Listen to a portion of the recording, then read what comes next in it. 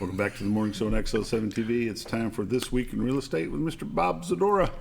Morning, Bob. It is a Friday. It is. It is indeed. It's a beautiful Friday. The sun's out. Actually, it's not dry. a bad-looking Friday at this Yeah. point. Hopefully However, things will this is dry out a little Arkansas, bit. and it If we- might change. We get a little breeze, it'll help take some of the moisture out of the ground, and a little sun, and we'll get all the pollen stirred up. And For the first time in 25 years of mowing, I got stuck. really, Bad enough that I had to get somebody to pull me out with a chain. oh, That's how wet it is. it's wet. There's no question. I got trees that are like leaning over and lean- stuff. Yeah, that's not a widowmaker. No, That's well, an event killer. yeah, right. That's true. When the whole tree because- just kind of goes down next to another tree, that's just it's caught in that tree. So now I don't know. I'm gonna have to get a real tree guy up there. yeah, that's not a do-it-yourself project. No, and no ladders.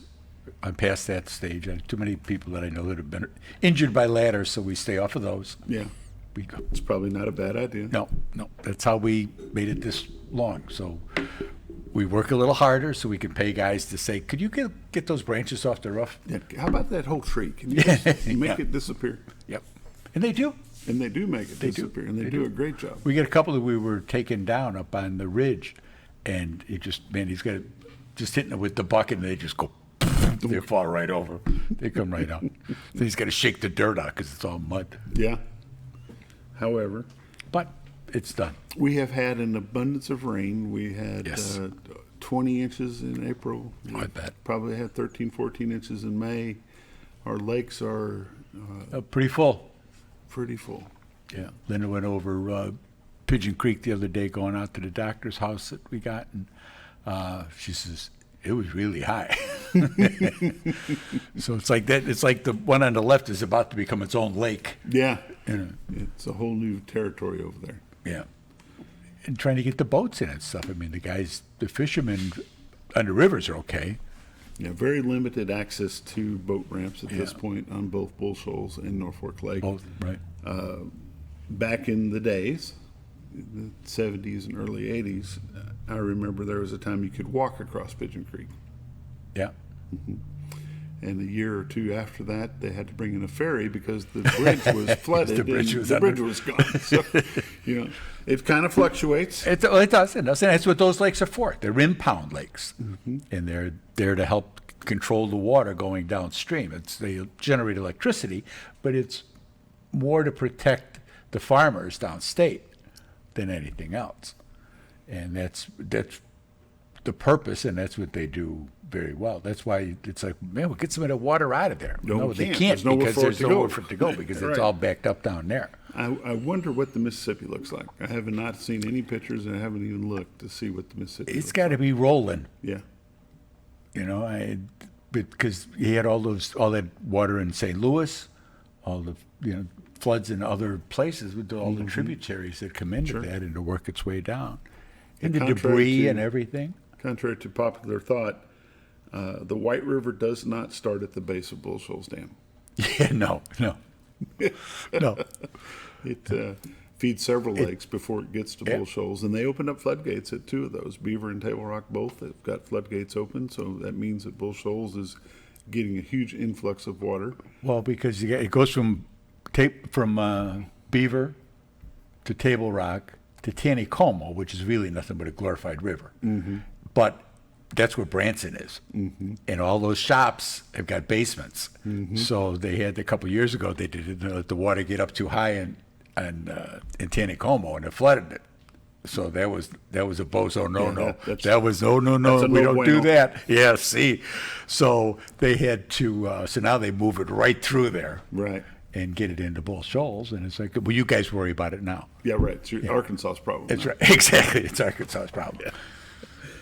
But there's a lot of water running come down the river. It's not as high as it was. I thought it'd be a little higher. It kind of goes through it, but like I say, you can only get so much down, and they're trying to prevent what happened the last time when you get down to Norfolk, where they come together, and there was the flooding there because both of them were running full bore.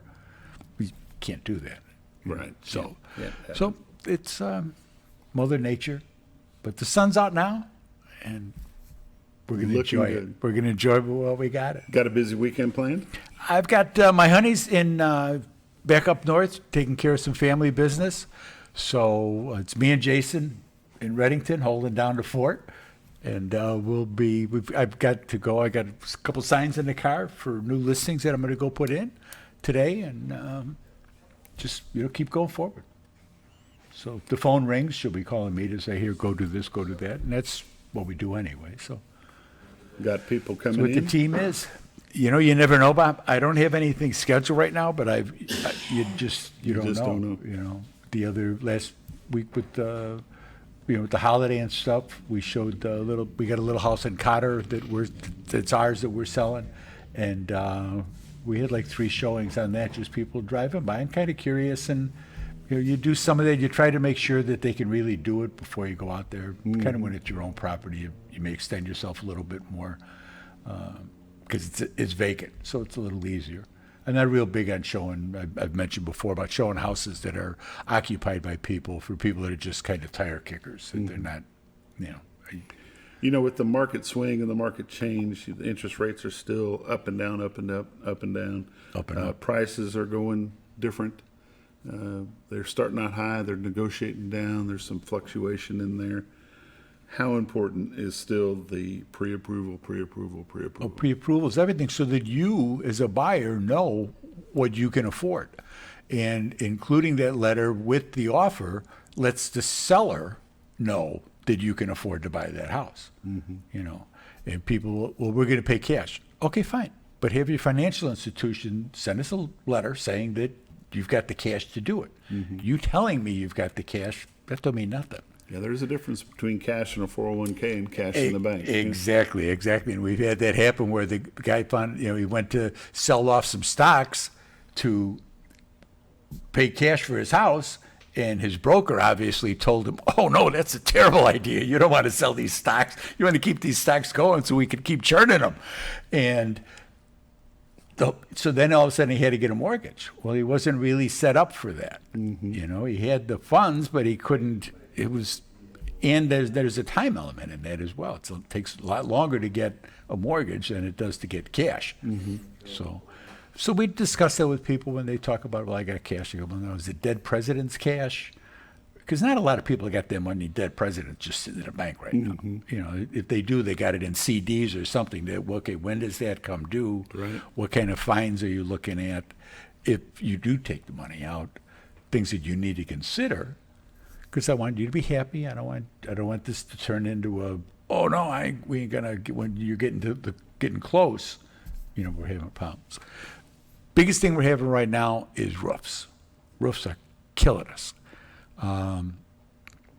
If you think you've got weather damage, if your roof is 15 years old or older, have your agent call your agent. Let them come out, take a look, see if there's damage on there that maybe you can help collect on. Maybe you can work something out with them. Don't get to 2 weeks before closing, and the home inspector comes up there and says, you may want to have somebody take a look at this. 3 insurance companies go out there to give the buyer insurance and say, we ain't touching it. We'll insure all the rest of the house. We ain't touching that roof. It's an issue. And if you're a seller and that happens, you can't say, well, if the deal blows up, it blows up. It's going to be the same thing for the next one. It's going to blow up for the next one. And the deal may not be as good as the deal you have right now.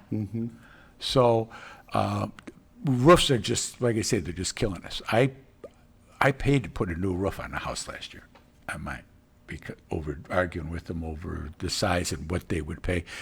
They weren't going to pay me enough to cover my deductible. I didn't expect them to do the whole roof, but I expected them to do the one whole side that you could see where it was going to look like with a big patch on there. So do yourself a favor. Go up there, take a look. Have one of the roofers come out, just take a look at your roof. Just, if you're thinking about moving, if you've just been in the house for a while, if you've been in there for a while, and roof is, like I say, if you're over 15 years old, I don't care if it's a 30-year shingle. If you're over 15 years old, have somebody go up, take a look, and see. You may have damage up there that you're unaware of. save yourself a lot of aggravation. It's not a bad idea to just go ahead and review your policy anyway. No, See what you have. See what kind of coverages you exactly, have. exactly, because it's changed a lot, and what they cover has changed a lot, and how much they'll cover. So you may need a supplemental policies to help you. God forbid you got to use it. We always hope that it's a terrible investment, but if you got to use it, it's you got to make sure that you're getting your money's worth. And check your deductibles. Do you have the same deductible on your home as you do your roof? Because a lot of times you'll have a different deductible on your roof. Right, they'll get into percentages and things like that of what they'll cover. And, Co-insurance. right, and people don't know because it comes out of the policy. It comes out of your mortgage every year, and then you may get a thing where your mortgage went up $10 a month or something because of your insurance policy, and all the insurance policies went up. I mean, I haven't talked to anybody who's hasn't gone up, and just Yeah, but see what else has changed. yeah. You need to read the fine print. Make sure Yes, there's you do, and make sure nothing there's something else that's that changed in there. they drop something that we're not going to cover that anymore. Right. And if you got to get supplemental insurance, we have weather here, and you never know what it's going to be. But with the hail and things like that, and branches falling down, and with High winds. with the high winds, and what they look for is they look for the dents and like the vents that come out of the house, the little metal vents. That's what they do. They look for the dents on there. That's how they can tell. That's how they a judgment that they use.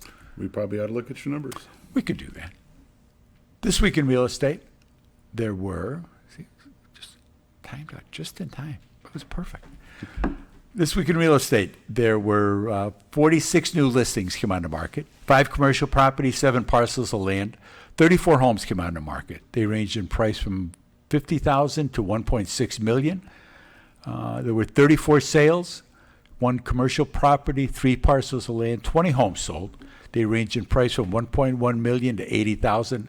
The average sale price this week was $325,000.